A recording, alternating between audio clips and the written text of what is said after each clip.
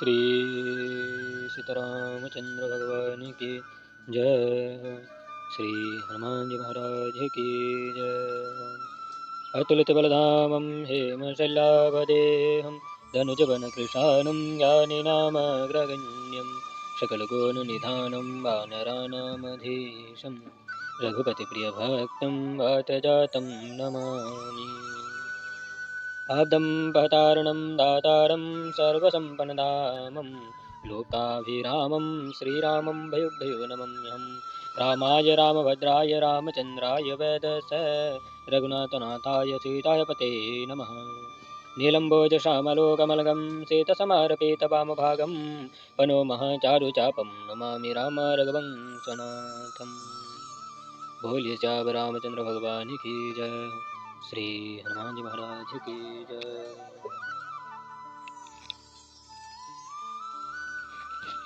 आप सभी लोगों का स्वागत है रविवार के श्री रामचरितमानस के तुलसीदास जी महाराज जी के द्वारा श्री रामचरितमानस के अरण्य कांड के और एक नए अध्याय में। आज का अध्याय है कामदेव की सेना का वर्णन करना। प्रथम छंद। कही कथा सकल विलोकी हरि मुख हृदय पद पंकज धरे तजी ऊग पावक देह हरिपद लीन भय जह नहीं पीरे। नर विविध कर्म अधर्म बहुमत शोक पद शव त्याग हो विश्वास करि कह दास तुलसी राम पद अनुराग हो। यानी इस प्रकार सारी कथा कहकर भगवान के मुखारविंद की ओर देखते और उनके चरणों को हृदय में धारण कर योगिनी से शरीर को त्याग कर हरिपद में लीन हो गए कि जहाँ से फिर कोई वापस नहीं आता। जिसके लिए मनुष्य अनेक प्रकार के कर्म और अधर्म को करते हुए सब मतों को त्याग देते हैं। तुलसीदास जी कहते हैं कि विश्वास करके ऐसे ही श्री रामचंद्र जी के चरणों कमलों में प्रेम करो। दोहा। जातिहीन अघ जन्म महे मुक्ति दीन अशनारी महामंद मन शोक चासी ऐसे प्रभु विचारी। चले राम त्याग वन शोक अतुलित बल नर के हरि दोत विरही इव प्रभु करत विषादा कहता कथा अनेक संवाद। लची मन देखो विपिन के शोभा देखत के ही कर मन नहीं शोभा। नारी सहित सब खग मृग बिंदा मानहु मोर करत हहि निंदा। हम ही देखी मृग निर कर पाराही मृग कहि तुम कह भय नाही। तुम आनंद करहो मृग जाये कंचन मृग खोजन यह आए। संग लाए करनी कर लेहि मानहु मोह शिखावन देहि। शास्त्र सुचिंत पुनि पुनि देखे भूप सुसेवित बस नहीं लेखी। राखी नारी यद्यपि उर्माहि युवती शास्त्र ने प्रति वसनाहि। देखो तात वसंत सुहवा प्याही न मोहि भय उपजावा। अर्थात जो जाति से हीन भूमि में पाप रूप ऐसे स्त्री को भी श्री राम जी ने मुक्ति दी। ऐसे प्रभु को भूलकर हे महामंद मन तू सुख चाहता है। तब श्री राम जी उस वन को भी त्याग कर आगे चले जो दोनों भाई बहुत बलशाली और मनुष्य में सिंह स्वरूप है। प्रभु विरही के समान विषाद करते और अनेक कथाएं और संवाद कहते हैं। हे लक्ष्मण वन की शोभा को देखो कि जिसको देखकर किसी के मन में शोम नहीं होता। अपने स्त्रियों के सहित सब खग मृग के समूह मानो मेरी निंदा करते हैं। हमें देखकर मृग के झुंड भाग जाते हैं किंतु मृगया उनसे कहते हैं कि तुमको तो कुछ भय नहीं है। हे मृग जाओ तुम आनंद करो क्योंकि यह तो संपूर्ण स्वर्ण के मृग को ढूंढते आए हैं। हाथी अपनी हाथिनियों को लेकर मानो मुझे सिखा देते हैं। पढ़े हुए शास्त्र को बारंबार देखना चाहिए और राजा की अच्छी तरह सेवा करने पर भी उसको अपने वश में नहीं समझे। स्त्री को यदि हृदय में लगाता रखे तो भी युवती स्त्री शास्त्र और राजा वश में नहीं होता। हे तात शोभायमान वसंत भी मुझे प्याहीन होने के कारण भय उत्पन्न करता है। द्वितीय दोहा। वीर सकल निर्बल मोहि जानी सी निपट अकेल सहित विपिन मधुकर खागन मदन कीन्ह वगमेल। यानी मुझे विरह से व्याकुल बलहीन और निपट अकेला जानकर पक्षियों सहित बन के भोर इकट्ठे होकर और कामदेव ने मुझे को आवाज दबाया है। दोहा। देख गयो भ्रात सहित तासु दूत सो निवात डेरा कीन्हो मन होतीन कटक हटके मन जाता। विशाललता अरोझानि विविधवितान् धेजनुतानि कदलीतलावरध्वजपातकान् देखी न मोक्ष धीर मन जाका विविध भांति फूले तरो नाना जनो वानेता वने बहुवान कहा कहु कहु सुंदर विटप सुहाये जनो भट विलग विलग हो छाये कूजत पीक मान हो गज माते ठेके मोख ऊट विषराते मोड़ चर चकोर कीर बरबाजी परावत मरालव सबताजी पीतर लावक पदचर जूथा वरणी न जाए मनोज वरोधा अरथ गिरे शीले धुंदभी झरना जातक वंदे गुणगण वर्णा मधुकर सुकर भेरी सहनाई त्रिविध व्यारे वशिष्ठि आये चतुरंगिनी सेन संगलिन विचरत सबहि चुनौती दिन लक्ष्मण देखो काम अनेक रहि धीर तिनके जगलिका इह के एक परम बल नारी ते उबर सुभट शोभारी।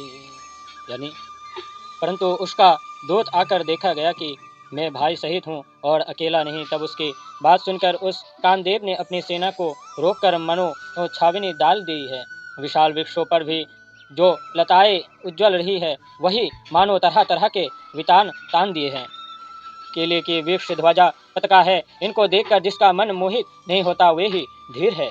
ये विविध प्रकार के वृक्षों ऐसे फूल रहे हैं मानो बहुत से धनुर्धरी खड़े हैं। कहीं कहीं सुंदर वृक्ष शोभा पा रहे हैं मानो वे ही अलग अलग डेरा किए हैं।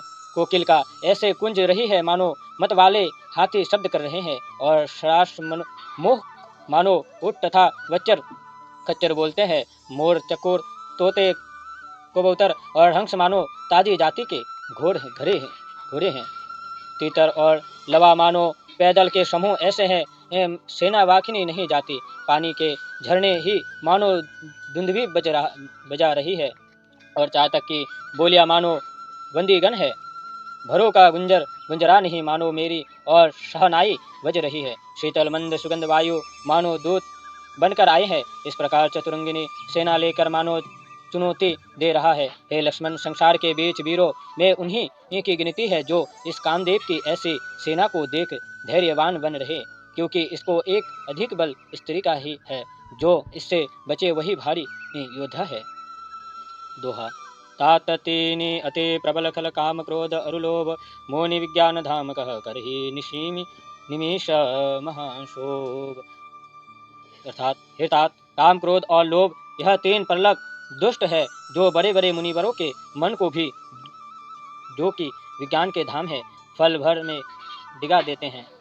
दोहा लोभ के इच्छा दंभ बल काम के केवल नारी क्रोध के पुरुष वचन बल मुनि बर कहि विचारी गुणातीत सचराचर स्वामी राम उमा सब अंतर्यामी कामहीन की दिनता दिखाई धीरन के मन वृत्ति टटाई। जब जो श्री राम क्रोध मनोज लोभ माया छोटी ही सकल राम की दाया सो नर इंद्राजल नहीं भूला जा पर कोई सो नट अनुकूला उमा कहो मैं अनुभव अपना सत हरिभजन जगत सब सपना ओनि प्रभु गए सरोवर तीरा पंपा नाम सुभग गंभीरा संत हृदय जस निर्मल बारी बाधे जाट मनोहर चारी जहाँ तह प्रिय विहग मृगनारी नीराजनु उदार गृह याचक धीरा। यानी लोभ का बल भांति भांति की इच्छा और पाखंड है और काम का बल केवल स्त्री है। क्रोध की सेना केवल कुटु वचन यह मुनिवरों ने विचार कर वर्णन किया है। तब जो श्री राम जी चराचर के स्वामी है उन्हें कामानधिक विकार नहीं हो सकते। उन्होंने तो कामी पुरुष की दीनता दिखाकर धीर पुरुषों के मन में वैराग्य को ही पक्का किया है। क्रोध काम लोभ मद और माया यह सारे विकार श्री राम जी की दया से छूट जाते हैं। वही इस इंद्राजल में नहीं भूलता कि जिस पर वह नट अनुकूल रहता है। हे पार्वती, मैं अपना अनुभव कहता हूँ कि एक भगवान का भजन ही सत्य है और सब सपना है। फिर राम जी पंपा नामक सरोवर के तट पर गए जो सुंदर और गहरा था। उस सरोवर का जल संतों के हृदय के समान निर्मल था और 4 मनोहर घाट बंधे हुए थे। पक्षी और मृग जहाँ तहाँ ऐसे जल पीते हैं मानो उदार पुरुष के घर याचक की भीड़ लगी है। दोहा। श्री राम जी का पंपासर जाना। प्रथम दोहा। पूर्यनी शगन ओट जल वेगी न पाई मर्म माया छन्न न देखे जय श्री निर्गन ब्रह्म। यानी पुरीन के शगन पत्तों की अंग में जल वैसे ही नहीं झलक रहा है जैसे सहसा किसी का मर्म नहीं मिलता और जिसे की माया द्वारा ढाका होने से निर्गुण ब्रह्म दिखाई नहीं देता। दोहा। शोके मीन सब एक अति अगाध जलवाहि यथा धर्मशीलहीन के दीन शोक सयो जाहि विके विकसे शरजित रानरंगा मधुर मुकुर गुंजत बहु वृंग बोलत जल कुकुट कलहंसा प्रभु विलोके जनु करत प्रशंसा चक्रवाक बक खग समुदाय देखत बनई वरने नहीं जाई सुंदर गगन वीर सुहाई जात पथिक जनु लेत बुलाई लाल समीप मुनि नह गृह छाये चहुदेश कानन विटप सुहाये चंपक बकुल कदम्ब तमला पाटल पनस पलाश रसाला नव पल्लव कुसुमित तरुणाना चचंग्रीक पटलीकर गाना शीतल मंद सुगंध सुबाउत संतन बहे मनोहर बाउत कहो कोह कोह कोकिल धनु धोनि करहि सोने रव सरस ध्यान मुनि तरहि। यानी बहुत अधिक गहरे छल जल में सारे मछलियां एक रस सुख से वैसे ही वास करते हैं कि जैसे धर्मशील मनुष्य के सब दिन एक से सुख से व्यतीत होते हैं। उनमें अनेक रंग के कमल खिले रहे हैं जिस पर बहुत से भोर मधुर गुंजा कर रहे हैं। जल मुर्गा और कल इस हंस बोलते हैं मानो श्री राम जी को देखकर प्रशंसा कर रहे हैं। चकवा मुगलों के झुंड देखते ही बनते थे, वर्णन नहीं किया जाता। सुंदर पक्षियों के समूह ऐसे मन भाविनी बोलियां बोलते थे मानो जाते हुए पथिकों को बुलाए लेते हैं। उस तालाब के पास ही मुनियों के आश्रम है जिनके दो तरफा सुहावने वृक्ष शोभायमान है। चंपा वकोल कदम्ब तमला कटहल ठाक इत्यादि के वृक्ष लगे हैं। अनेकों वृक्षों नए पत्ते और फूलों से सुहावने हो रहे हैं। उनके ऊपर भरों की कतरा गुंजर करती हुई गान कर रही है। शीतल मंद सुगंध सुंदर मनोहर वायु सर्वदा चलती रहती है। कोकिला कुहू कुहू बोल रही है। उस रसली शब्द को सुनकर मुनियों के भी ध्यान छूट जाते हैं। दोहा। फल भर नरम बिटप सब रहे भूमि न्यराई पर उपकारी पुरुष जिमी नवहि सुमति पाई। देख राम अति रुचेर तलवा मंजन किन्हि परम सुख पावा। देख सुंदर तरोवर छाया बैठ अनुज सहित रघुराया। तहा मुनि सकल देव मुनि आये स्तुति करि निज धाम सिधाये। बैठे परम प्रसन्न कृपाला कहत अनुज मन कथा रसाला। विरहवंत भगवंत ही देखे नारद मन भासोच विशोके। मोर शाप करी अंगिरिका सहतना राम नाना दुख भार। ऐसे प्रभु हुए विलोक जाय पुण्य न बनहि अस अवसर आई। यह विचारी नारद कर बिना गए जहाँ प्रभु शोक आसीना। गावत राम चरति मृदवानी प्रेम सहित बहु भांति बखानी। करत दंडवट लिए उठाई राखे बहुत बार उरलाई। स्वागत पूछ निकट बिठारे लक्ष्मण सादर चरण पखारे। अर्थात सारे वृक्षों फूलों के भार से भूमि पर ऐसे झुक गए कि जैसे जिस तरह परोपकारी पुरुष उत्तम संपत्ति पाने पर झुक जाते हैं। श्री रामचंद्र जी ने मनोहर तालाब को देखकर उसमें स्नान किया और परम सुख पाया। फिर एक उत्तम वृक्ष के छाया को देखकर भाई लक्ष्मण सहित श्री राम जी वहां जा बैठे।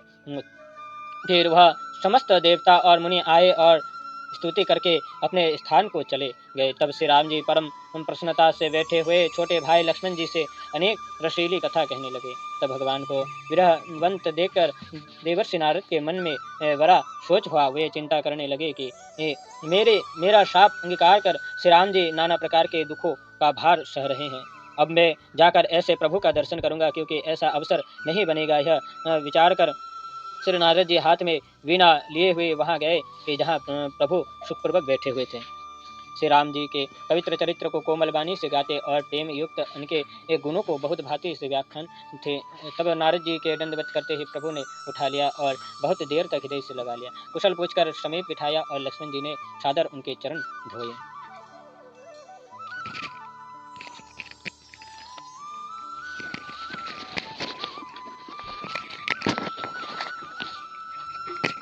ये थी आज के अध्याय।